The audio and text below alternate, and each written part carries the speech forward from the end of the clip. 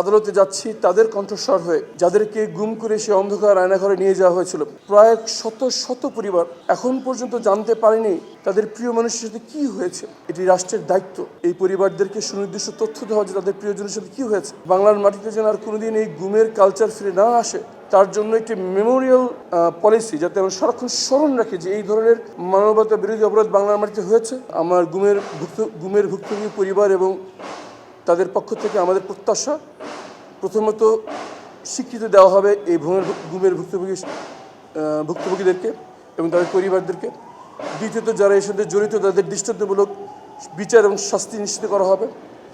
তৃতীয়ত যারা ভুক্তভোগী তাদেরকে পুনর্বাসনের উদ্যোগ গ্রহণ করা হবে। এবং সর্বশেষ এই ধরনের ঘটনা, এই ধরনের মানবতা বিরোধী অপরাধ আর কোনোদিন যেন এই বাংলার মাটিতে পুনরাবৃত্তি না হয়, সেই জন্য এই স্মরণকে পরবর্তী প্রজন্মের কাছে সজীব রাখার জন্য বিশেষ উদ্যোগ গ্রহণ করবেন বলে আমার আশা এবং আকাঙ্ক্ষা। প্রথমত হচ্ছে আমি আদালতে যাচ্ছি তাদের কণ্ঠস্বর হয়ে, যাদেরকে গুম করে সে অন্ধকার আয়নাঘরে নিয়ে যাওয়া হয়েছিল, কিন্তু তাদের এই সৌভাগ্য হয়নি দ্বিতীয়বার আবার ফিরে আসা। আমি সেই সব হারিয়ে যাওয়া মানুষের কণ্ঠস্বর, আমি সেই সব পরিবারের কণ্ঠস্বর যাদের একমাত্র উপার্জনক্ষম ব্যক্তি গুমের শিকার হয়েছেন। এখন পর্যন্ত তারা মানবতার জীবনযাপন করছে। প্রায় শত শত পরিবার এখন পর্যন্ত জানতে পারেনি তাদের প্রিয় মানুষের সাথে কী হয়েছে। এটি রাষ্ট্রের দায়িত্ব এই পরিবারদেরকে সুনির্দিষ্ট তথ্য দেওয়া যে তাদের প্রিয়জনের সাথে কী হয়েছে। এই রাষ্ট্রের দায়িত্ব এই ভুক্তভোগী পরিবারদেরকে, তাদের প্রিয়জনকে হয়তো কোনোদিন ফিরিয়ে দেওয়া যাবে না, কিন্তু অর্থনৈতিকভাবে তাদের জন্য আর কোনোদিন কোনো দুশ্চিন্তা পোহাতে না হয়, এতটুকু নিশ্চিত করা সরকারের দায়িত্ব।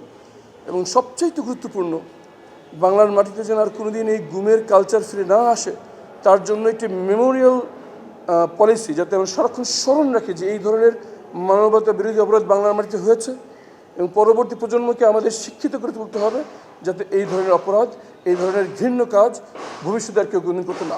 এগুলোই আমরা পার্লামেন্টে বলবো।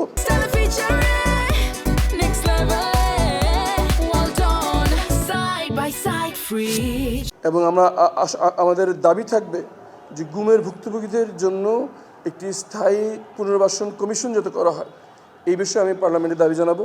যারা সম্পৃক্ত তাদের জন্য বিচার নিশ্চিত করা হয়, এই বিষয়ে দাবি জানাবো। এবং ভুক্তভোগীদের একটি পূর্ণাঙ্গ তালিকা যেন প্রকাশ করা হয়, ভুক্তভোগীদের যেন সাংসদীয়ভাবে সরকারিভাবে স্বীকৃতি দেওয়া হয়, এই ব্যাপারে আমি সংসদে দাবি উত্থাপন করবো ইনশাআল্লাহ। আমার দৃঢ় বিশ্বাস, অন্তত মানবতা বিরোধী অপরাধ, ফ্যাসিবাদের আমলে মানবতা বিরোধী অপরাধ, গুম খুনের সাথে জড়িত, জুলাই বিপ্লবের সাথে জড়িতদের ব্যাপারে যে ট্রাইব্যুনাল এবং এই যে আইন সংশোধিত রয়েছে তা আইনে রূপান্তর করতে বর্তমান সরকার কোনো রকম অবহেলা করবে না বলে আমার বিশ্বাস। ধন্যবাদ।